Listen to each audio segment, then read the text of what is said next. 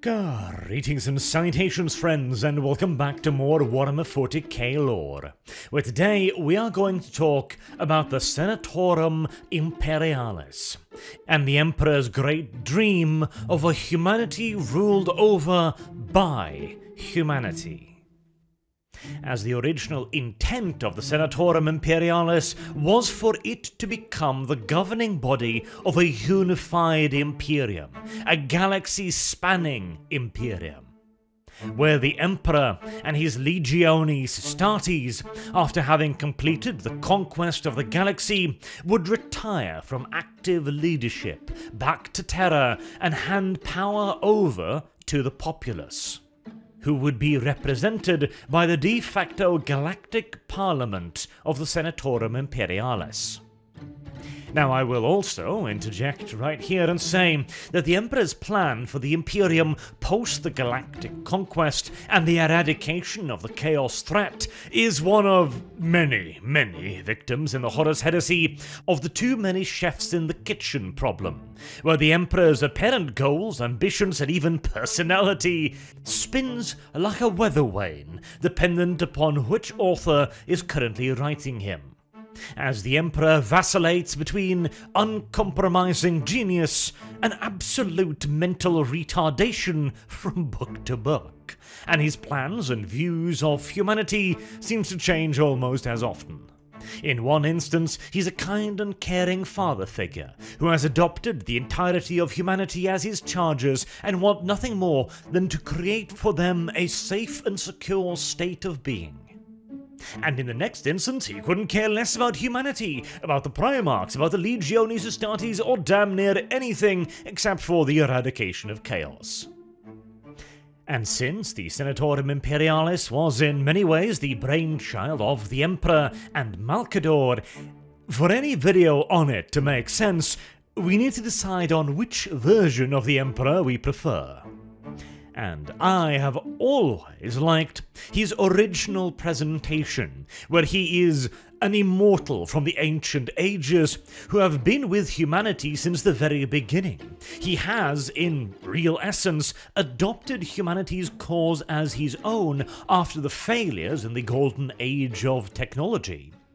There is plentiful suggestions even back then that the Emperor was at least a guiding presence in some sort. He was attempting to point humanity in the correct direction, but there was very little direct intervention beyond extreme circumstances, like, for example, the dragon currently sleeping beneath the sands of Mars.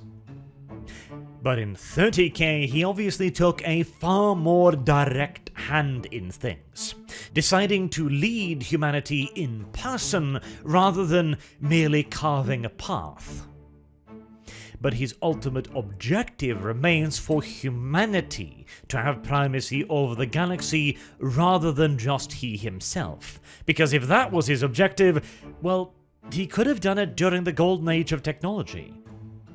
And if he truly intended to simply be the dictator of humanity forever, he wouldn't have set up a Senatorum Imperialis in the first place, and much less so all of the countless branches of the Administratum that was created by Malcador and himself during the Crusade.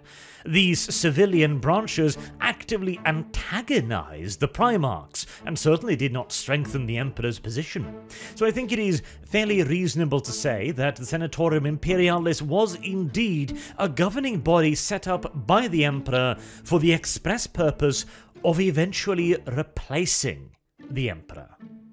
But this was a much later invention of the Great Crusade, as early on there was fairly limited civilian administration within the Emperor's domain. During the Unification Wars, for example, the earliest incarnation of the Senatorum Imperialis, or at the very least some form of civilian governance, was the Magisters Temporal. Now, there's an interesting hint as to their likely occupation in the name there. Temporal can also mean secular, or more correctly, in opposition to the sacred or the religious. So these Magisters Temporal were probably a form of anti-cleric, shall we say, who were expanding across the earth in the wake of the Emperor's countless conquests during the Age of Unification. This undoubtedly would have been a very useful thing indeed, as much of Earth back then was ruled over by warlords, by crazed priests, by magic users and chaos sorcerers of all types and stripes. Clearly, a de-radicalization of society was necessary, even more so as the God Emperor's eventual aim was of course the destruction of chaos via the eradication of faith. So obviously, he was going to get started with this on Terra itself. But even the recognition of an anti-cleric is, in a way, a recognition of faith. And so, as these Magus' Temporal's tasks began to widen, and they started taking over general management of the areas that fell under the Emperor's domain, they became the Lords Civilian, a far less esoterical title, with more direct correlation to what their duty was likely to be, the governance of the civil population. Initially, it was as simple a task as appointing various governors and local overseers to areas who would then run them. But as the Emperor's domain grew more and more and more, bureaucracy grew right alongside it, until managers of the managers were required. Ah yes, the hallmark of any bureaucracy: bloat. The first High Lord Civilians, the overseers of the Lords Civilian, were the Master of the Administratum, the Grand Provost Marshal, the Chancellor of the Estate Imperium, and the Lord Commander Militant of the Imperial armies. And as the Emperor's reach began extending beyond Terra once more, into the solar system and beyond, his civilian administrators moved out along with him, and they maintained the form of High Lord Civilians and Lord Civilians for quite some time, with, in all due likelihood, further High Lord Civilians being appointed to various planets as a kind of super governor. But once again, the problem that had created the Lord Civilians in the first place yet again reared its ugly head, as the demands placed upon the organization soon began to outstrip its ability to handle them. The demand for governance grew too great, until shortly after the Ulanor Crusade, the Council of Terra was established to bring all of the Lord Civilians in under a new umbrella organization to increase the centralized command and control over it and allow for more effective governance of a much larger area of space. And to be fair, it is somewhat inevitable. Running a global empire is an administrative and logistical nightmare. Running a solar system spanning one, much more so. And a galaxy spanning one? Hell, we don't even know if that's a theoretical possibility yet. But in 30K, they did find a way. This also marked a massive transition of power within the burgeoning Imperium, as up until this point the civilian administration had been but simple aids, a necessary component of the day-to-day function of the Imperial war machine. But real power lay with the Emperor and his war council. But now, with the creation of the Council of Terra and the forming of the Senatorum Imperialis, all civil decisions relating to the Empire would be taken by civil officials, rather than the military leaders. Meanwhile, however, the Council and the Senatorum had no real military authority, as that was still all centered under the War Council and its new leader, Horus Lupercal. This new division of power was not very popular at all with the more militaristic elements of the Imperium, as they saw this as nothing more than the bureaucrat, the paper pusher, and the number cruncher encroaching on what was rightfully their domain, the conquest and in turn the control and ruling of the Imperium. In particular, they objected to the introduction of the Imperial tithe, an official taxation system that would be levied upon all conquered worlds. They objected, and rightfully so, that this would destabilize many planets, that it would tax them beyond their capabilities to pay, seeing as they had just recently been invaded and subjugated, and that it might very well undermine their faith in the Imperium as an idea and as a much larger thing to which they now belong. But, let's be honest here, the very idea that the Imperium had somehow been able to run without large-scale taxation to begin with? Well, I don't know if we should consider it an enormous plot point or something that GW simply didn't consider, because a galactic war machine is going to have to come from somewhere, and that somewhere is going to have to be compensated in some way, shape or form for the services that it is providing. If not in terms of weapons and armor and vehicles and fuel and provisions, then at the very least in manpower and wages. War is not cheap, no matter how you slice it, and there is no way that Terra alone was footing the bill for all of this. So surely there must already have been some sort of a taxation system. So if anything, I imagine the War Council was objecting more to the now official nature of it rather than the existence of a tithe in and of itself. Or perhaps it was simply just a convenient gripe for them to latch onto.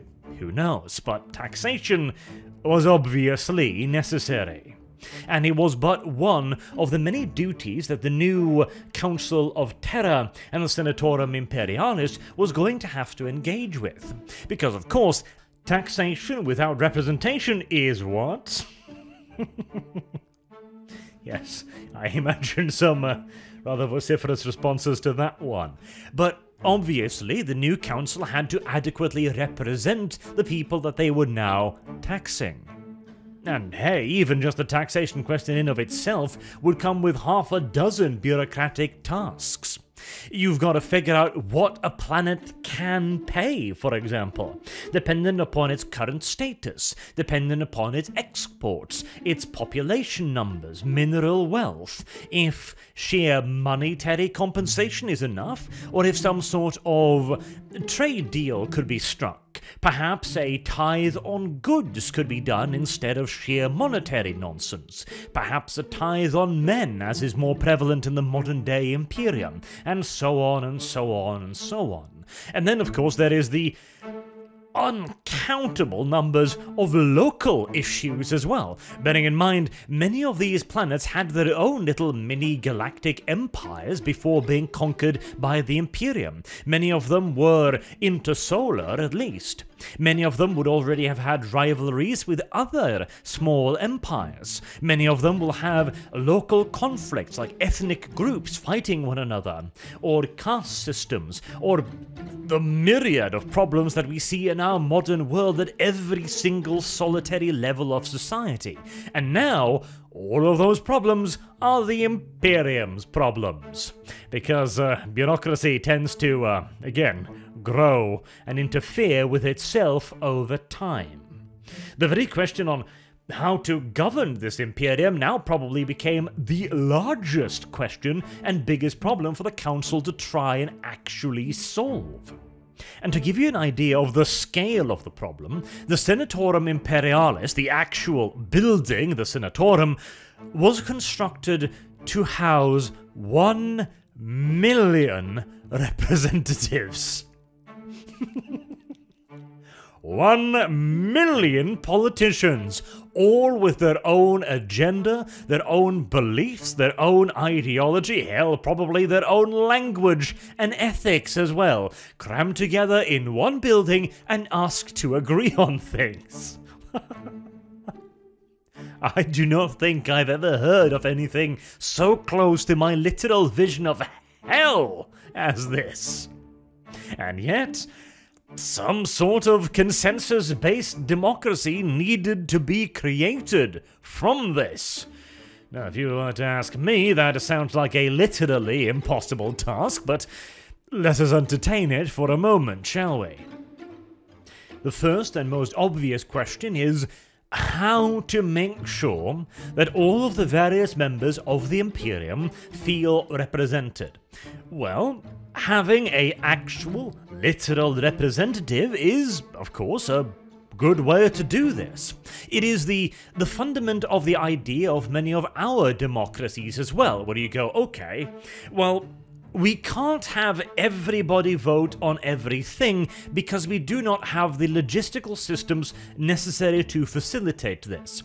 Now, on a small scale, you probably could do that as well. For example, in our current world, you could probably have a fairly effective direct democracy system along the same lines as what Switzerland has right now.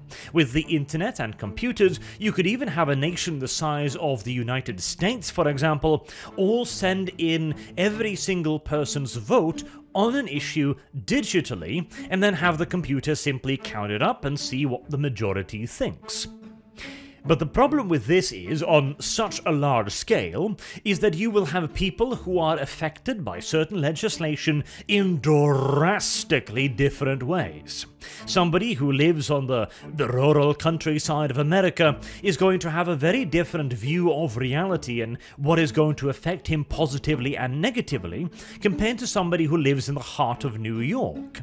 Not to mention, if you have a simple vote by absolute majority, there is no particular reason why that majority wouldn't simply enforce whatever hellish dictates it wanted upon the minority, and so you would create the tyranny of the majority. A way to try and circumvent this is the idea of representatives, where you take areas which are created through some sort of formula, and you assign a representative to that area, like a state or a county, etc. And then you say, okay, this is the person that we are going to elect to speak for us, and we are then going to trust this person to represent our ideas, our problems, and our beliefs in an accurate way, and to argue them effectively before a larger body. Now, the issue there, of course, comes from the whole idea of trust that human to do what we tell him to do. As I've said on many an occasion, it's the old Norwegian saying of not setting the goat to watch over the oats because he's likely to eat them. Just like a person put in a position of tremendous political power is likely to use it to enrich himself first, rather than his constituents. But as the previous solution of some sort of internet is going to be a literal impossibility in the 41st or millennium, or 30th millennium right now, due to the simple time lag inherent in transmitting any information, not to mention the sheer quantity of information that would have to be transmitted here, a representative form of democracy seems like the most likely solution to the problem, with warts and everything. That also introduces the question of actually dividing that political power, as even with 1 million representatives, the entirety of the Imperium is still not going to be represented, even on a per-planet basis. And so you are going to have groupings of planets with single representatives, which sounds to me like a recipe to make sure that at the very least one of the planets is going to get screwed, and probably both, frankly, so a far from ideal system. But if we're assuming that is the best they can possibly do, alright. Now you've got 1 million people, all with very, very different opinions, all with many different allegiances to probably millions, if not billions, if not trillions of people, all trying to argue their point of view to a gathering of 999,999 other people. And the vast majority of those people, again, are going to have no real frame of reference for what you are saying. They're going to have little, if any, understanding of your local circumstances, of your local population pressures, of your local ideologies or ethnicities or ideas or anything. Because, hey, we can't even understand each other on a national basis on our Earth. Never mind across interstellar distances. And yet, all of this still needs to work. And the lore does tell us that it did at least kind of work, in large part due to Malcador the Sigillite, so whatever system he came up with must have been a goddamn brilliant one, because frankly, I don't see any way to make this work, and certainly not speedily, even if we assume that one issue can be discussed to the point of reaching a consensus where every member of the enormous Senatorum can be properly informed of the issue at hand. What kind of a deliberation time are we even looking at here? Years? Decades? Surely the machine would simply come to a screeching halt as a result of the sheer amount of shit it has to do, and the sheer amount of information it needs to process to do any of those tasks that it already needs to. If anything, I would probably organize it more along the lines of hundreds, if not thousands, of local councils, where only the most higher level issues are ever brought to an actual major conclave, but oh well.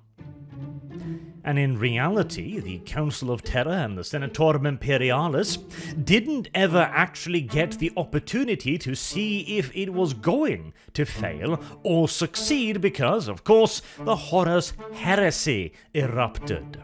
And when it was over, once the Council and the Senatorum technically, theoretically still existed, it was in reality almost completely superseded by the Higher Lords of Terra, which were created during a reorganization of the Imperium by Reboot Guilliman.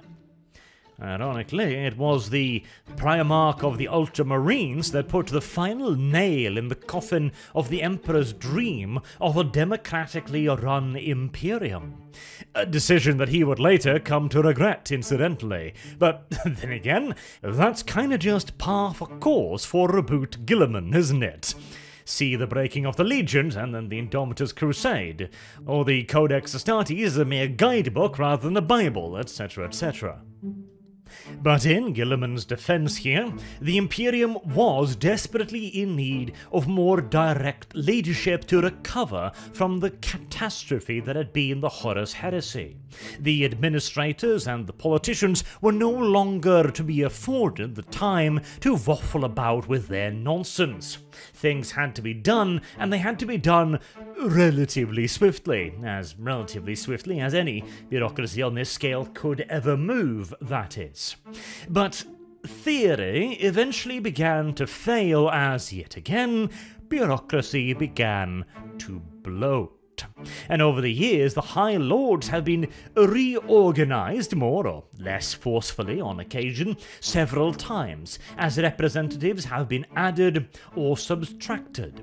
The original High Lords, for example, did not have a seat for the Inquisition.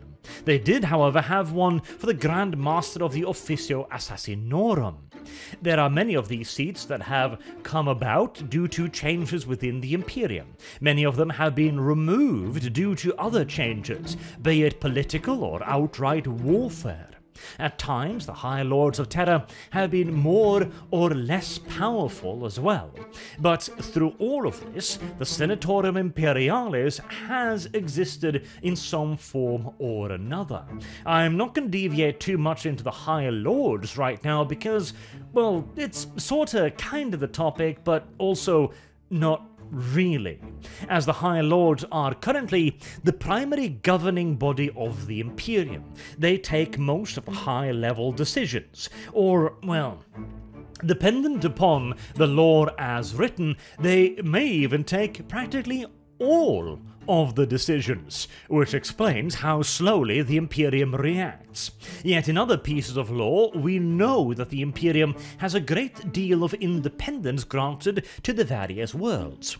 For example, we know how the Imperium defends itself by a measured and layered response, where one world will send out a distress signal that will be picked up by nearby worlds who will then respond. They will then send out their own distress signal in turn, turn, which will bring in more worlds and so on and so on.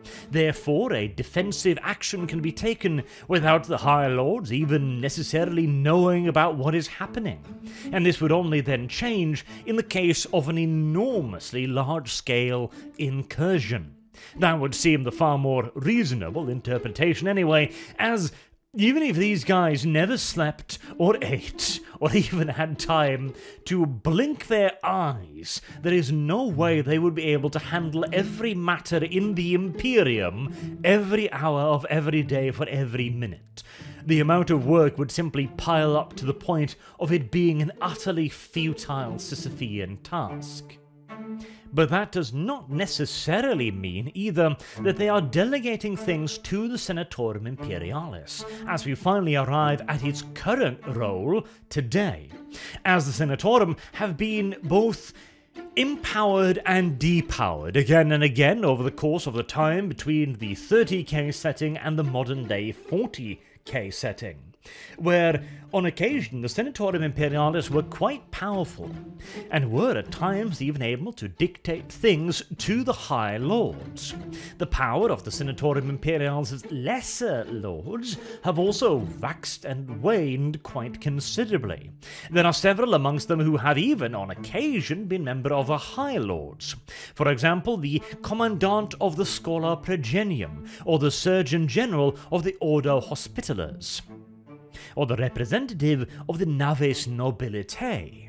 These are not powerless lords either, even at the Senatorum Imperialis' weakest wanes, but nor do they have the kind of executive power the High Lords do.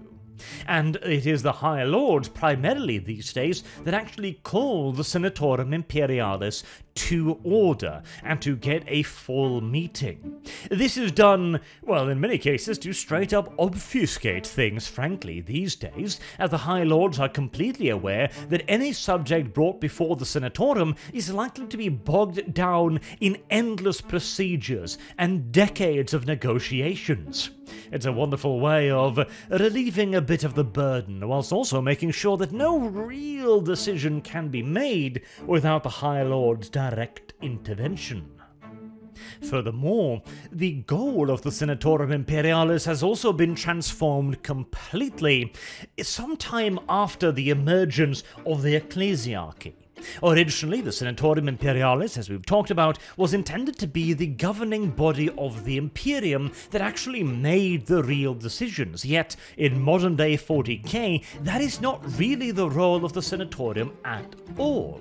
Because remember, as we've talked about in relation to the High Lords, their actual job is not to decide anything. Really, it is to interpret and discern the will of the God Emperor. And that is a very, very important distinction, because whilst in reality, of course, they simply do whatever they want, because, well, it's not like the God Emperor speaks to them much, busy as he is, keeping the planet from imploding with demons, etc. Nevertheless, their role is that of religious interpreters, at least theoretically and publicly, rather than the actual wielders of power. When they make a decision, it is not their power being used, it is that of the God Emperor being used through them. And the same is true for the Senatorum Imperialis. They are not supposed to be politicking from their own point of view anymore, they are simply attempting to find the Emperor's ideal and what would be best for him and the Imperium. Now, of course, in reality, that basically never happens, but theoretically, that is the role of the Senatorum Imperialis. Now, many thought that perhaps this would change with the re-emergence of Reboot Gilliman. Many thought that one of the Emperor's sons might even return some of the God Emperor's old dream, maybe, of a democratic society. Many thought, at the very least, that he would be able to more accurately channel the will of the God Emperor into the Senatorum Imperialis, and, in a way, he did, by declaring himself Imperial Regent and purging the High Lords and the Senatorum. Hey, technically speaking, all Robot Girly Man did was you'll look at them and go, well, have you truly been interpreting my dad's words correctly, though? Or have you been using this for your own ends? And perhaps you were right all along. Perhaps this is a game I too should play. And hey, I trust Reboot Gilliman more than I do the High Lords to accurately interpret Daddy's whisperings, as Gilliman at least has some understanding of what the Emperor's ideal was to begin with. It doesn't change the fact, however, that he did, of course, purge the High Lords and the Senatorum with good old-fashioned violence, burning it down and rebuilding it from the ground up again, where the Senatorum Imperialis to this day is still mostly just a puppet organization, with even the High Lords being made up mostly of those that Reboot Gilliman could trust or manipulate or handpick, to the point that he even created his own Council Exterra, which was intended to be a mobile High Council that he could bring along with him on the Indomitus Crusade, so that he could make decisions from the Imperium's point of view whilst on campaign without needing to be on Terra. This Council Exterra was supposed to be representatives for the High Lords, but as things turned out, they weren't so much representative as they were, replacements, really. And Gilliman's sycophantic ones at that. So, tragically, despite the change in management, the Senatorum Imperialis in the modern-day universe of 40k is much the same puppet organization that it has been ever since the God Emperor ascended to his current status, and his dream of a truly democratic people's government of the Imperium remains that, a simple dream, more distant perhaps than ever before. And with that, I've been Arch. Thank you all very much for watching, and I hope to see you all again soon. Until then, have a good day.